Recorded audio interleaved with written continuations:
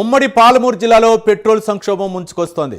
Petrol diesel కొరతతో గత 2 రోజులుగా జిల్లా వ్యాప్తంగా కొన్ని బంకులు మూతపడగా మరికొన్ని చోట్ల నో స్టాక్ బోర్డులు దర్శనమిస్తున్నాయి. పెట్రోల్ ఉన్న బంకులకు వాహనదారులు క్యూ కడుతున్నారు. దొరికిన చోట ట్యాంక్ ఫుల్ చేస్తూ బాటిల్లోనూ స్టాక్ పెట్టుకుంటున్నారు. ఇదే అంశంపై మరింత సమాచారం మా ప్రతినిధి హరిశంకర్ అందిస్తారు.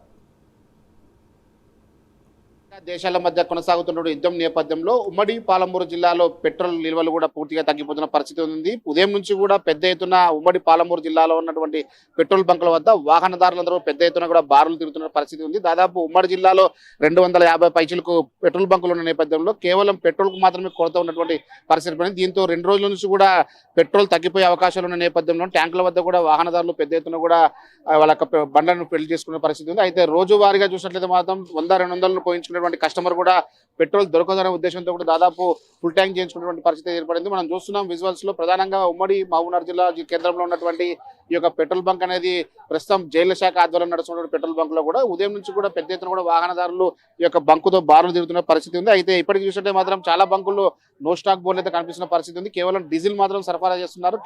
పెట్రోల్ మాత్రం ఎక్కడెక్కడ నిలిచిపోవడంతో కూడా వాహనదారులంతా కూడా పూర్తిగా ఇబ్బంది పడే పరిస్థితి ఉంది. మొత్తంగా చూస్తే ఉమ్మడి జిల్లా వ్యాప్తంగా చూస్తే మాత్రం దీనికి సంబంధించి ఏదైతే వాహనదారులు మాత్రం పెద్ద ఎత్తున కూడా క్యూలు పాలించిన పరిస్థితి. అదేవిధంగా నేషనల్ హైవే పై ఉన్నటువంటి బంకులు దాదాపు ఇప్పటికే క్లోజ్ అనేటువంటి సిచ్యువేషన్ ఉంది. ఎందుకంటే ఉమ్మడి జిల్లాలో జాతీయ రహదారి 44 పై కూడా చాలా బంకులు అంటే ఇటు ఐఓసి బంకులు కావచ్చు, అదేవిధంగా భారత్ పెట్రోలియం బంకులు కావచ్చు, అదేవిధంగా హిందుస్థాన్ పెట్రోల్ బంకులకు సంబంధించిన బంకులు పెద్ద ఎత్తున ఉన్నటువంటి పరిస్థితి నేపథ్యంలోనే దాదాపు అన్ని బంకులు కూడా క్లోజ్ అయ్యే సిచ్యువేషన్ ఉంది. దాదాపు 2 రోజుల నుంచి కూడా సేమ్ సిచ్యువేషన్ కొనసాగుతున్నటువంటి పరిస్థితి ఉంది.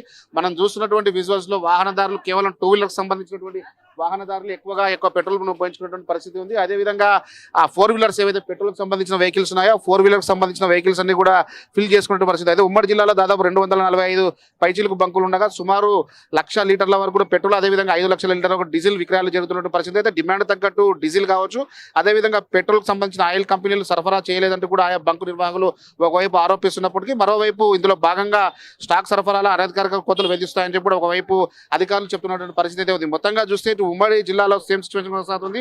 అనధికారికంగా ఎలాంటి ఆదేశాలు లేకపోయినా కూడా ఈ యొక్క సరఫరాలో అంతర్గత కొరతలు ఉన్న నేపథ్యంలో ఈ యొక్క సిచ్యువేషన్ కొనసాగుతున్నట్లు కూడా తెలుస్తుంది. అదేవిధంగా మనతో పాటు కొంతమంది వాహనదారులు ఉన్నారు, వాళ్ళతో మాట్లాడించే ప్రయత్నం అయితే చేద్దాం.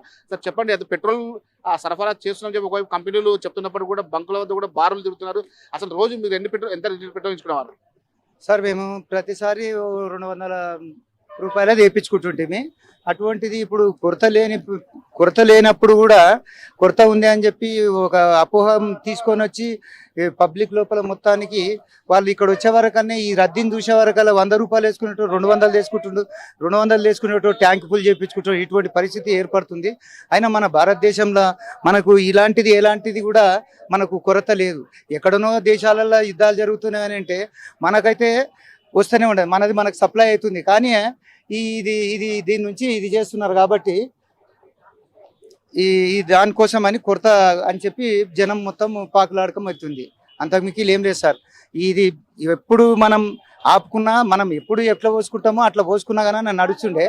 అటువంటిది ఈ మనుషులకు ఒక ఆశ లేపడము అది జరుగుతుంది. Okay, thank you. అదేవిధంగా అదే డీజిల్ కి సంబంధించినటువంటి ఇప్పటికే ఐఓసి కంపెనీలు ఏవైతే ఉన్నాయో, ఇండియన్ పెట్రోలియం కి సంబంధించిన కంపెనీలు కూడా ఎక్కడా కూడా ఎలాంటి ఇబ్బంది లేదు. స్టాక్ కావాల్సినంత ఉంది. ఖచ్చితంగా మీకు మార్చ్ 31 ఉంది కాబట్టి ఇలాంటి ఇబ్బంది జరుగుతుంది కాబట్టి మీరు ఎటువంటి టెన్షన్ పడకండి చెప్తారు. దీని ఏ విధంగా బడ్జెట్ కు దీనికి మనకు ఏం ఇది లేదు సార్. బడ్జెట్ ఏం చూసుకున్నా గవర్నమెంట్ చూసుకుంటుంది, ఈ బంకులోళ్ళు చూసుకుంటారు. మనకు బడ్జెట్ దాని గురించి కాదు, కానీ మనకు అధికంగా మనతోన ఒక 6 మంత్స్ 3 మంత్స్కు సరిపోయేటంత ఇంధనం మనతో ఉంది.